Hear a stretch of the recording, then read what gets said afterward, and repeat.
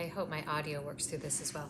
So what, again, at the very end of the day, right? So as we get into really what happened with the herniation and the bulging of the discs. So especially as you see in your x-ray, in all of the mechanics in your body, what they do is they really do put these forces in this direction at your lumbar spine. So as we saw in your x-ray, and I use the term shear, but again, it's not a shear like a spondylolisthesis. I was surprised to not see one on you, which I was grateful. But if I can get this here, so instead of curve, they're even more forward.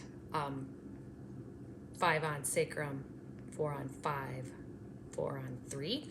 So, and what that does, as we saw in the x-ray as well, is it puts more compression on the back of the disc because the vertebrae, instead of stacking as they should, they're kind of wedged, kind of tipped back. Again, you live in, it doesn't feel like you're in extension, but these vertebrae are held in an extended position.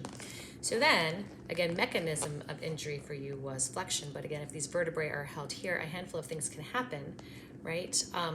The discs are already in a constant state of strain. There's too much this here, and there's too much compression on the backside. So then as you go to flex, here's these vertebrae that are forward, what happens, right? What happens? So actually that makes all the sense in the world. As they're compressed here, they've been compressed for a while, you go into flexion, and then we open up perhaps and tear again. I'm just hypothesizing as far as what happened.